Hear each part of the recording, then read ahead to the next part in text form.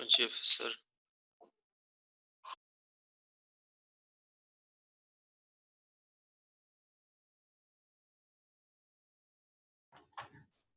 Bom dia, gente.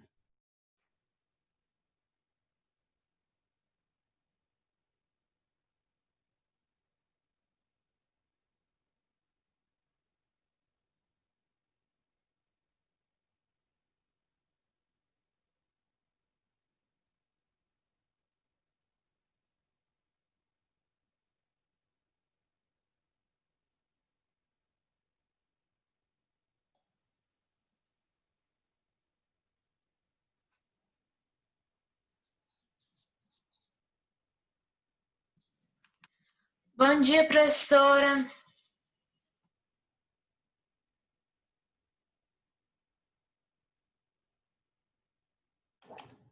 Bom dia.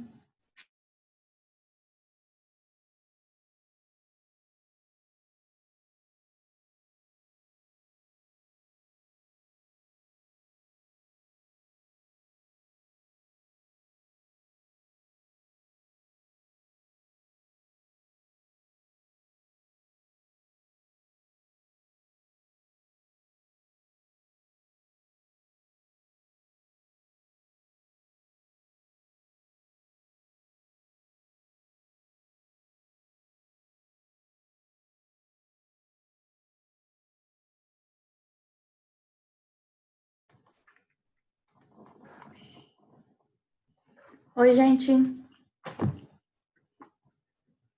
Tudo bem com todo mundo?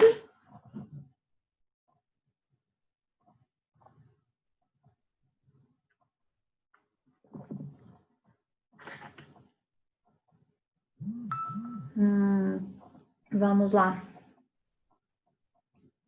Deixa eu arrumar aqui.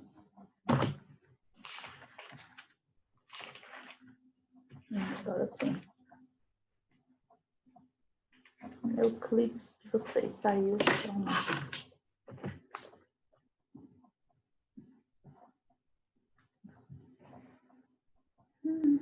Segundo.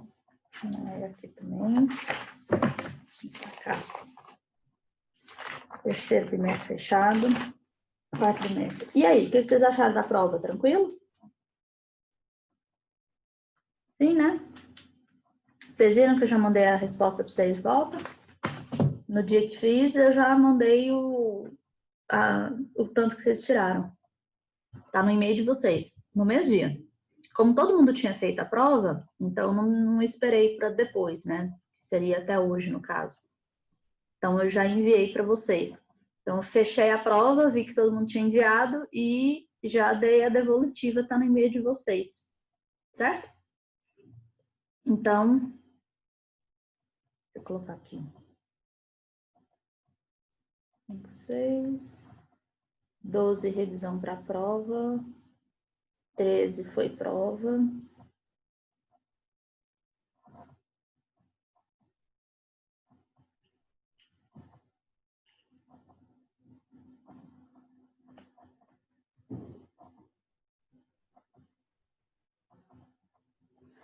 Então, vamos para hoje.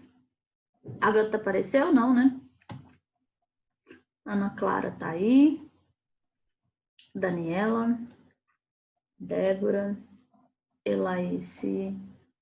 Não. Gabriel.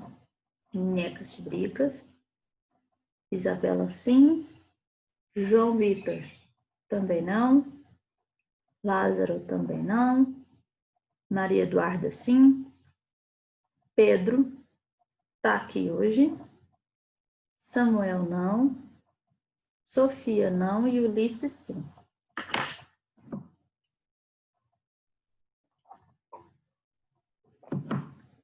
Lembrando que a terceira nota é simplesmente totalmente pela presença e participação na plataforma. Na plataforma, assim, ao vivo aqui comigo. Então, as pessoas que faltam, que eu não vou citar nomes, mas vocês sabem quem, cada um da sua vida, só recapitulando, as pessoas que faltam vão ficar com a média muito baixa em relação à terceira nota, certo?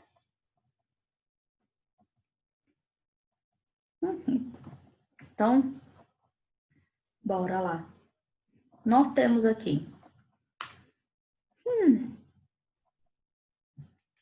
Hoje são dia 19. Nossa, eu não acredito. Eu coloquei presença e falta no dia da prova. Tem que arrumar isso depois.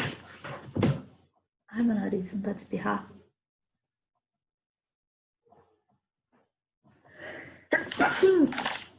Rusga. Foi mal, gente. Fiz tentar segurar o espirro, saiu um espirro muito esquisito ainda.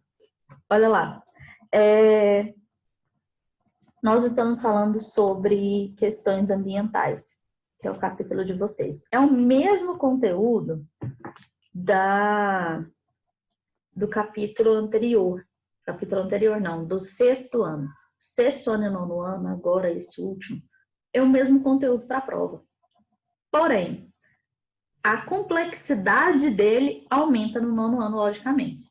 As questões relacionadas ao meio ambiente no 9º ano vão ser muito mais complexas do que as questões do 6º ano. E são questões totalmente diferentes umas com as outras, certo? Então, nós vamos fazer aí a nossa prova bonitinha, se Deus quiser. Estamos chegando no fim do ano. Gente, estamos quase em dezembro já, graças a Deus. O ano tá acabando, o coronavírus não foi embora e pelo jeito continua ano que vem, né? Mas só Deus sabe o que vai virar isso. Tem gente falando que vai voltar a aula presencial, tem gente falando que não, mas a gente não entra no mérito da questão. Vamos então para a página 382 do livro de vocês, módulo 4. Principais impactos ambientais na atualidade. Então, a gente está falando aí sobre poluição do ar. Nós paramos na parte sobre poluição do ar. Então, nós temos aí grandes centros urbanos, né, que geram essa poluição do ar. Apresenta concentração de poluentes 10 vezes maior do que a definida como aceitável na Organização Mundial da Saúde. Tá? O que é definido como aceitável assim, de poluição, você tem grandes centros urbanos que é 10 vezes pior do que o que é aceitável. Né? Então, você tem 20 microgramas de partícula por metro cúbico. Tá? Definido como aceitável, aí seria 20 microgramas. E você tem 200 microgramas. Olha que legal. Né? 10 vezes mais. Aí, então, você tem aí que a Organização Mundial da Saúde estima que cerca de 7 milhões de pessoas morrem anualmente em função de doenças associadas à poluição atmosférica. Então, poluição atmosférica traz problemas respiratórios, pulmonares, principalmente, e até cardíacos também, tá, gente? Além de diminuir a qualidade de vida da população, essa população ter menos expectativa de vida. Uma população que mora em grandes cidades, como, por exemplo, São Paulo, existem cidades muito piores que São Paulo no mundo, em relação à poluição também, tá? E a quantidade de população também. Só que a gente dá exemplo de São Paulo porque é mais próximo da gente. Se comparar São Paulo com aqui, a gente, em Anápolis, é uma diferença muito grande. Gente, deixa eu só colocar meu notebook para carregar. Ops.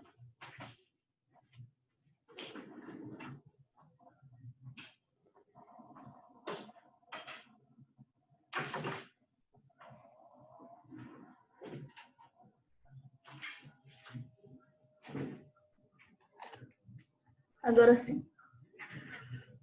Eu coloquei de cá na tomada e esqueci de ligar o negocinho na tomada para poder ligar ele. Então, olha só.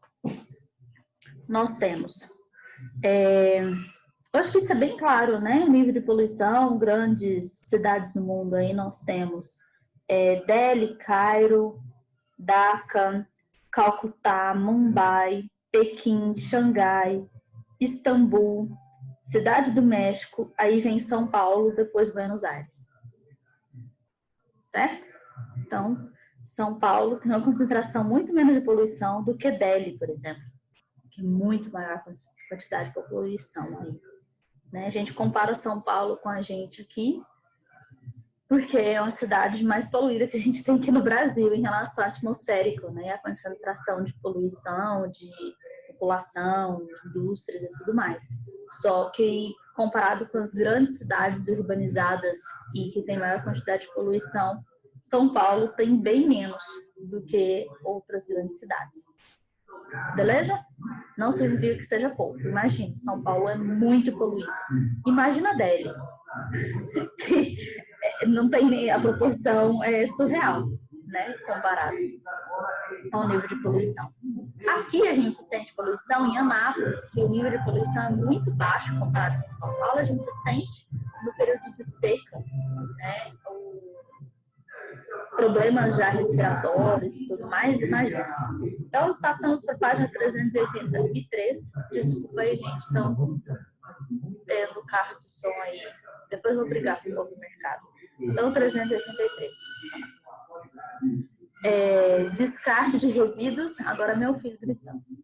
E a poluição das águas. Nós temos aí descarte de resíduos e poluição das águas. Brasil como um todo, em relação à quantidade de cidades que possuem tratamento de esgoto, a gente já estudou isso no 6º ano, quem estava comigo lembra, assim espero, né? Que a poluição que nós causamos dentro da nossa casa, ela deve ser colocada, encanada e colocada nos redes de esgoto da Saneago, aqui em Goiás, no caso, Saneago, certo? Quando eu pego e jogo o esgoto no rio, eu estou poluindo o rio e o rio não vai ser tratado pela Saneago, certo? Porque a Saneago não trata rio, ela trata o esgoto que sai da sua casa quando ele é canalizado no sistema de esgoto que passa na rua. E você paga por isso. Então, você vai pagar para ser tratado o seu esgoto. Então, além de você pagar a água, quando vem a conta d'água, vocês forem observar, tem a conta d'água, a água que você gasta e o tratamento dessa água, né? Aí tem gente, não, vou jogar ali no rio que vai resolver o problema. Na hora que o rio subir, ele vai tudo para dentro da sua casa. Proliferação de bactérias, doenças infecciosas de pele e assim por diante. Pode levar até a morte da pessoa, por conta do seu esgoto que foi parar lá no lugar indevido. Brasil como um todo. Por exemplo, Anápolis. A gente pensa que Anápolis toda tem sistema de esgoto. Não, 90% da cidade tem. 10% não. Não tem. Não vai para Saneago para ser tratado. Certo? Aí você tem outro sistema. Várias cidades do Brasil não possuem tratamento de esgoto. Você vai para o litoral brasileiro, por exemplo, certeza absoluta de uma pessoa que tem todo o seu tratamento de esgoto e não joga realmente o esgoto direto no mar.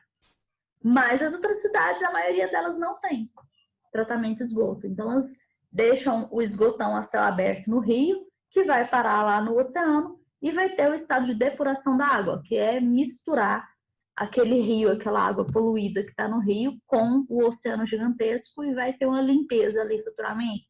Beleza? Vai. Mas se você vai nadar no rio próximo ao rio com esgoto ou nadar na praia onde tem um esgoto caindo ali do lado, muita gente volta com um monte de problemas de pele, principalmente por conta desse esgoto, né? Então, não é legal isso. Mas acontece muito. E o investimento.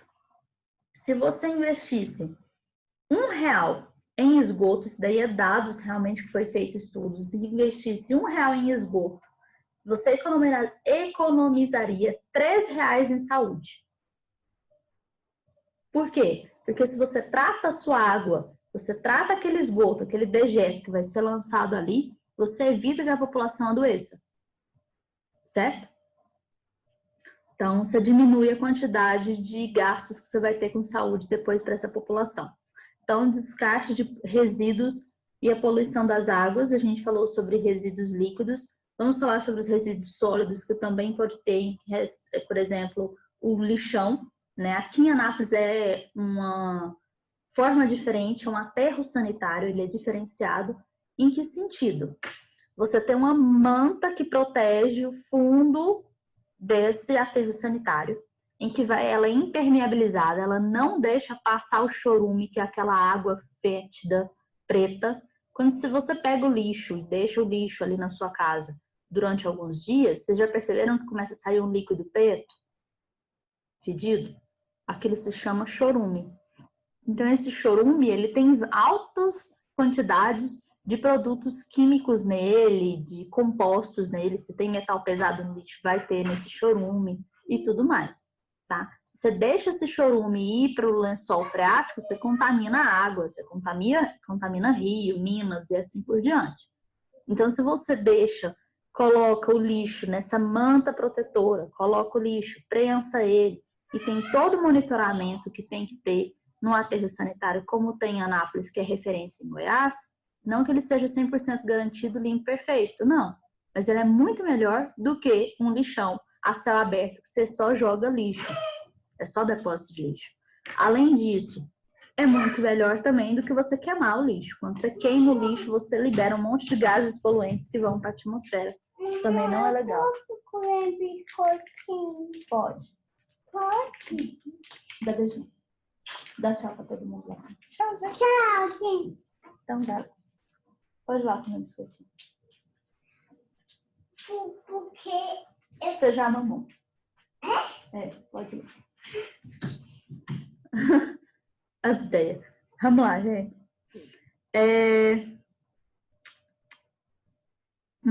Resistências. Tá.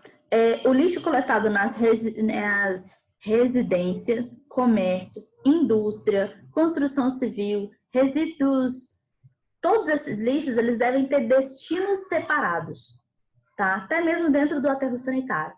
O que é realmente orgânico deve ir para um lado. O que é produto que vai ser reciclável deve ser separado para ser reciclável, tá? Isso acontece em Anápolis de forma efetiva? Não. Deveria, mas não acontece. Então, você tem ali um monte de lixo misturado no meio que vai virar no lugar que seria um aterro sanitário, tudo bonitinho, né? Tem sim, graças a Deus, uma separação entre o que é produto industrial, por exemplo, na verdade, construção civil. Construção civil fica separado da parte que vem das cidades, da sacolinha que a gente coloca para poder ir para o lixo.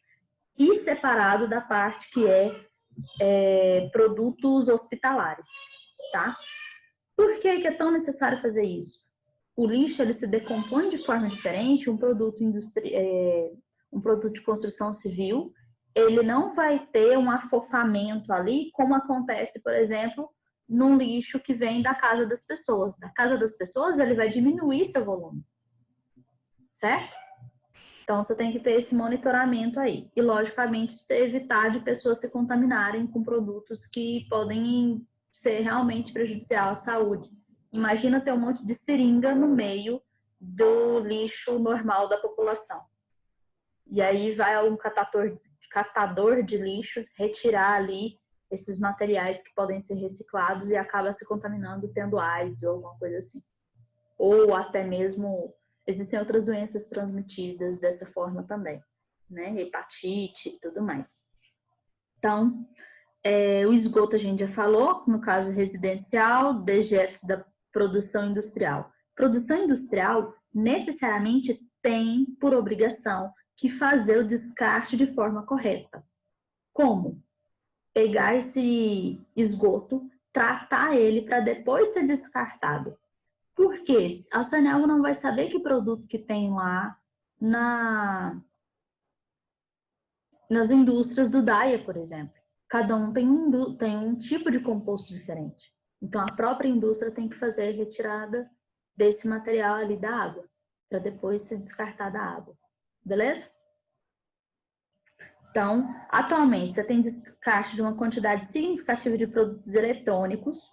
Então, a gente vai pensar, todos os celulares que a gente usa, bateria, pilha, o tanto de brinquedo que tem hoje em dia com pilha é muito grande, muito mesmo. A gente utiliza esses produtos muito mais do que na época dos pais de vocês, por exemplo, né?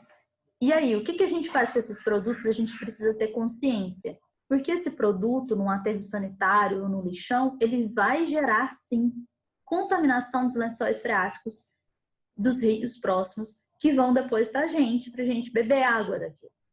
Ele não vai ser retirado pela Saneago, né? Então a gente precisa ter consciência. As luz que é incandescente, ela também tem um composto ali dentro dela. A de LED não, mas a de que é incandescente, ela tem um composto.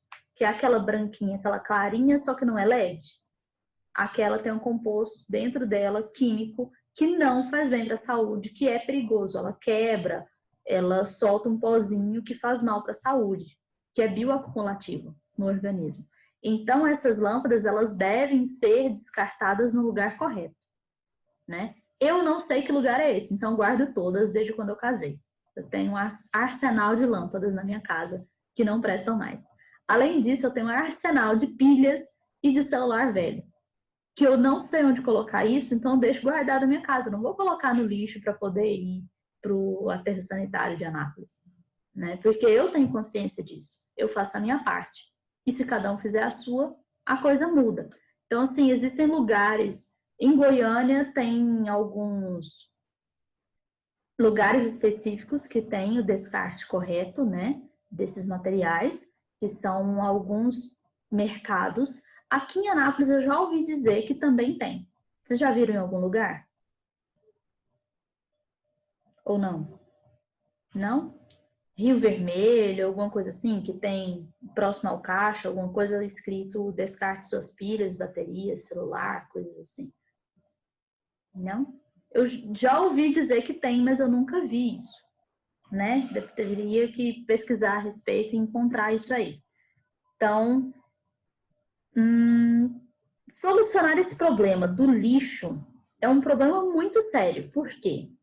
Quando eu vou... Meu secador de cabelo, ele estragou. Não é? Ele estragou. O preço para eu comprar um secador novo e para eu trocar a peça que eu precisava para poder solucionar o problema do meu computador era muito próximo. Sabe? Acho que com uns 20, 30 reais a mais eu comprava um secador de cabelo novo. Eu optei por consertar meu secador, em vez de comprar um novo. Não sei se foi um bom negócio. Em questão para o meio ambiente, sim, muito melhor. Em questão de negócio, realmente, porque meu secador estragou de novo, ele caiu no chão e agora ele balança, assim, todo esquisito. Mas é tenso, porque a carcaça dele já estava velha também, né? Não só a questão do motor. Então, computador, celular, quando o celular ele é feito para estragar. Ele tem vida útil hoje em dia. Os produtos, eles não são feitos para poder durar, né? Então, isso gera um problema muito grande de lixo. A quantidade de lixo, ela é cada vez maior produzida, certo?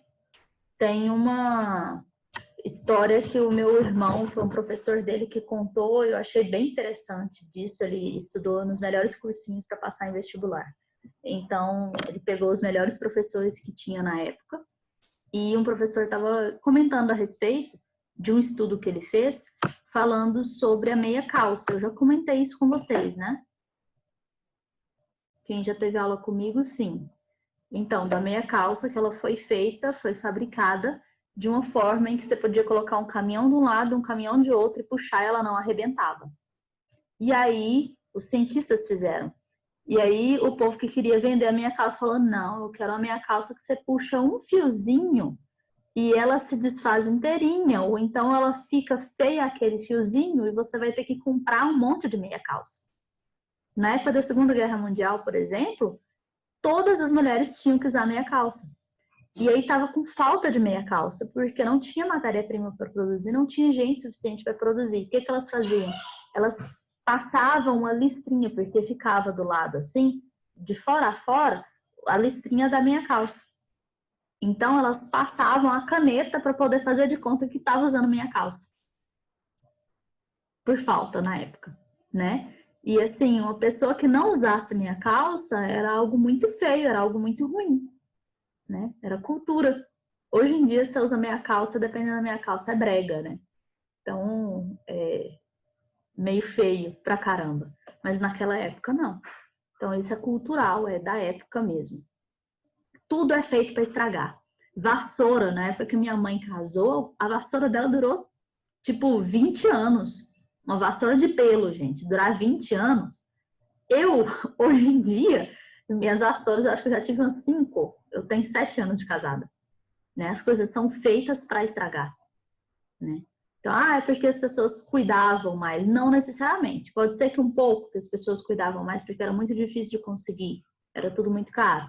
Mas você tem, sim, a questão de ser feito para estragar, para você ter que comprar cada vez mais. Você tem uma mudança na mentalidade da população e uma conscientização a respeito disso atualmente. Muito recente. Então, tem estudos que demonstram que se você produzir um computador e essas indústrias, por exemplo, não passarem a produzir um monte de computador, vai ter aquele computador para aquela pessoa, e eu só vou produzir outro computador se realmente for necessário, essas indústrias elas vão perder a quantidade de gente que vai estar trabalhando ali. Porém, essa população ali, ela pode se mudar com um todo e passar a ter pessoas que vão consertar as coisas e não só produzir. Certo? Então, você geraria emprego de uma forma diferente e mudaria a forma da mentalidade da população também, né?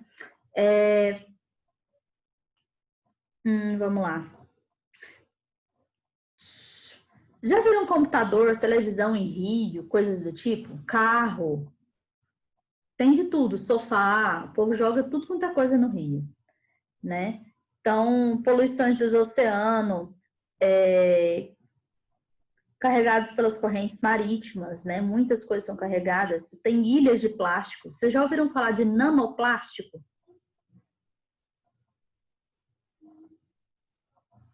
Então, nanoplástico foi um estudo que eu fiz esse ano, inclusive. Estava estudando para dar aula para o 7º ano, a respeito desse conteúdo também.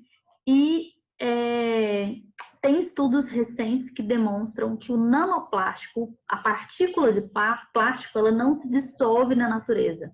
Depois de bilhões, bilhares de anos, ela vai continuar existindo plástico. Tá?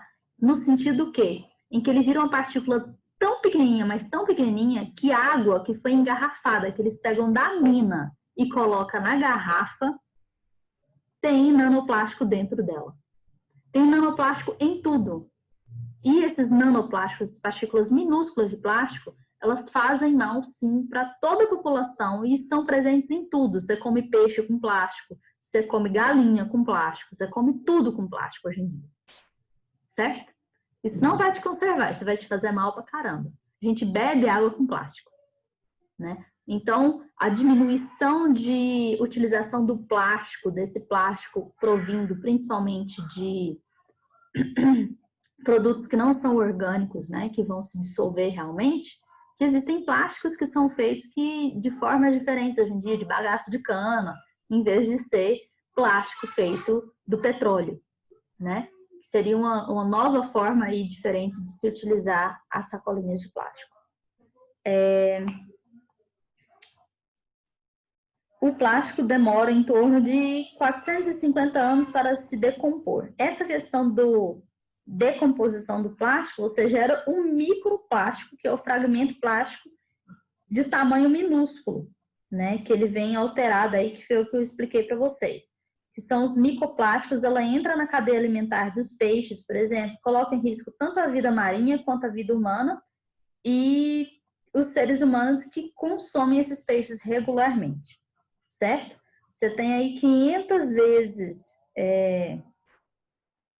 as consequências da poluição, né? Estima-se que existam mais de 500 zonas marinhas consideradas mortas nos oceanos da Terra, representando nenhuma ou pequena variedade de vida marítima, né? Por conta de poluições e plásticos e coisas do tipo.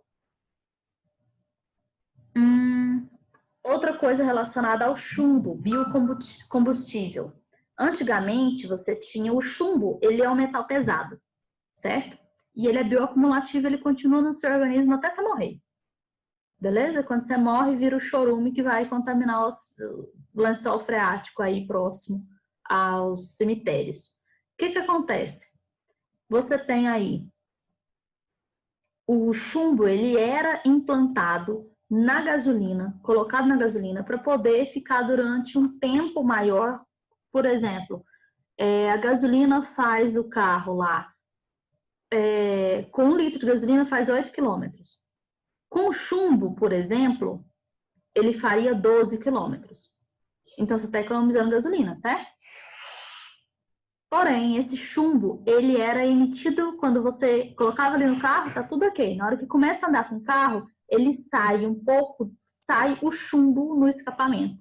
Ia para a atmosfera, atrapalhava a questão de gás da atmosfera em si, buracos de ozônio, coisas do tipo, para quem, né, para essa situação, e fazia mal para a população em si que estava respirando esse chumbo.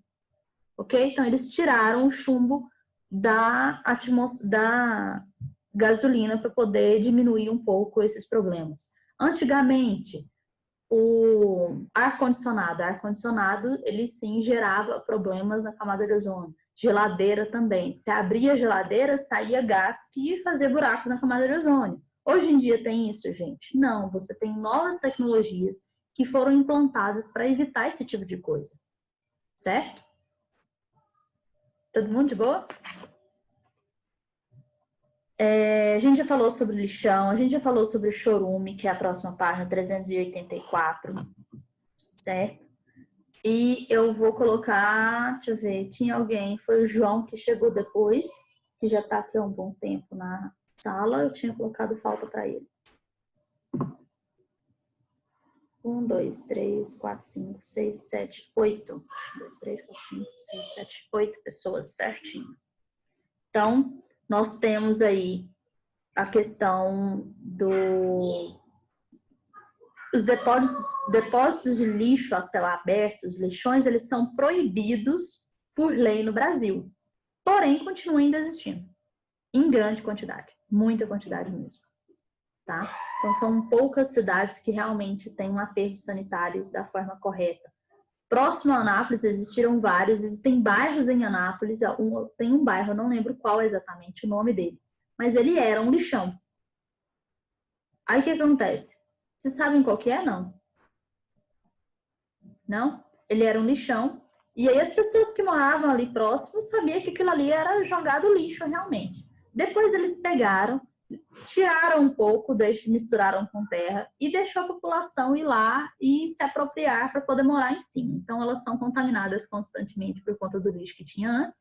Mas, para piorar a situação, quando você constrói uma casa, passa, sei lá, 1, 2 meses, ela começa a cair pedaço da casa. Por que isso, gente? Aqui em Anápolis, isso.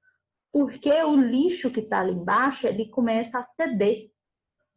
Ele vai diminuir a quantidade que tem ali de lixo e vai fazer com que a terra ceda e comece a ter rachadura, cai pedaço e coisas do tipo. Não é legal, tá? Isso aconteceu no Rio de Janeiro também, aqueles morrinhos que eles colocaram lá, colocavam um monte de lixo, depois deixou a população todinha morar naqueles morrinhos e foi água abaixo depois, né? Isso em 2011.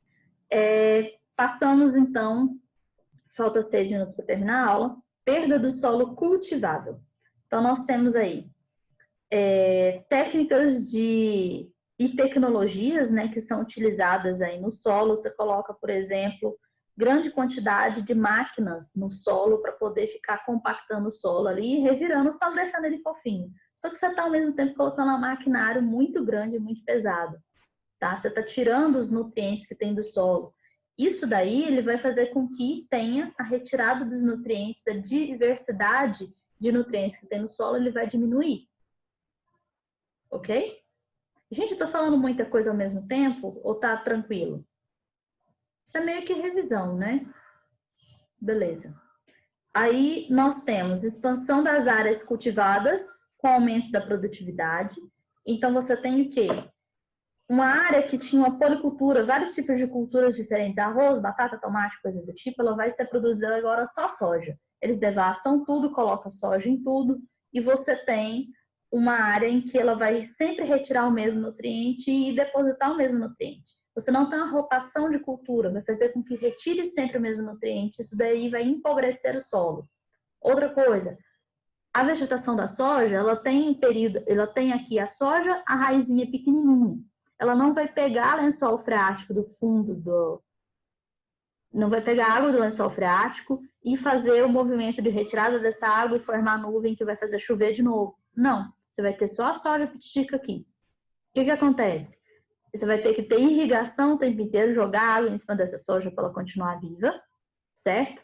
E quando você retira a soja para colocar na colheita e tal, para depois esperar um tempo e colocar a soja novamente no período certo, vai chover e levar esses nutrientes do solo embora. Então, você está tendo uma deteriorização do solo também em relação a isso, certo? Aumento, deixa eu ver, rápido crescimento producional, exploração excessiva do solo, alta produtividade agrícola pode ser acompanhada por um processo no qual o solo cultivável ele se torna inutilizável, né, para gerações futuras. Você utiliza muito aquele solo, demais da conta você tem um desgaste no solo em que ele não vai ser utilizado depois, vai virar quase que realmente areia, certo? Ele não vai ter nutrientes suficientes para poder ter plantio ali novamente. Mecanização das lavouras, você tem a maior concentração de erosões. Eu queria que vocês escrevessem essa parte aí, tá? Falta 3 minutos. Mecanização da lavoura, você tem mais erosões.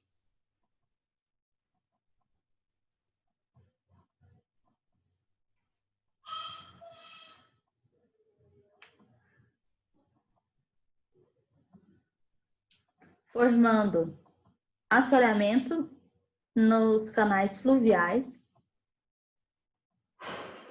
Mecanização da lavoura. Não só mecanização da lavoura, tá, gente? Você tem também aí, por exemplo, o gado também gera erosões, certo? Tem a compactação do solo que vai gerar erosões. Aí você tem, por conta das erosões, assoreamento dos canais fluviais, que são dos rios. Vocês estão no ano, tem que falar de uma forma mais cult. Canais fluviais, né? É o que vocês vão ter em vestibular daqui 3 anos, né, gente? Olha, tá pertinho. Gente, pelo amor de Deus, ó, saibam, existe um programa na UEG chamado SAS. Quem não conhece, vai atrás. A partir do 1º ano, vocês podem fazer a prova. Vocês vão fazer prova no 1º ano, 2º ano, 3º ano. Então, vocês vão concorrer a 2 vestibulares na mesma universidade. Na UEG, vocês vão concorrer pelo SAS, que é esse seriado que você vai fazer, e o vestibular mesmo, tá? E tem o Enem, você pode utilizar o Enem para entrar na UEG. Quem quer a UNB também tem isso, tá? Que é a Universidade de Brasília, que é a melhor do Brasil em muitas áreas. Eu acho que eu já vi em algum lugar que tinha como, em uma dessas aí, tinha como você fazer o ensino médio lá. Interessante. Não sabia disso, não. Na universidade? Eu não lembro qual que é e como é que é, mas eu acho que é tipo, você concorre a alguma coisa, você faz algum tipo de prova e você faz o ensino médio todo lá. Legal, hein? Massa. Eu não sabia disso, não. Mas são opções para vocês pensarem para o ano que vem, gente. Tá aí, ano que vem, né? E assim, esse de Brasília, eu não sabia que tinha isso. Fiquei sabendo esse ano, que uma amiga minha tá fazendo. Então, 1º, 2º e 3º ano. Você vai fazer a prova do 1º ano, prova do 2º ano e prova do 3º ano. Você vai concorrer só com as pessoas que estão nesse seriado. Do 1º, 2º, 3º ano. Você não tá concorrendo com todo mundo. Entendeu? Então, quem quer medicina aí na UNB, por exemplo, que é a universidade pública, tenta, gente. Arregaça as mãozinhas e tenta, tá bom? E não fica apavorado, não. Capacidade vocês têm pra caramba e muito. Certo? É só relaxar que vai dar certo. E vai com calma nas provas, relaxa. No dia anterior da prova, não estuda nada. Vai tomar um banho de piscina, vai relaxar para depois você ir fazer a prova. Tá bom? Deixa pra vocês estudarem antes. No dia anterior, não. Gente, tá faltando menos de 1 minuto para acabar a aula. Ok? É só porque eu lembrei disso, mas tem mais coisas para poder colocar aqui, ó. Eu acho que não vai dar tempo, mas mecanização, ele gera queimadas de combustíveis, né? A mecanização, ela gera queimadas de combustíveis,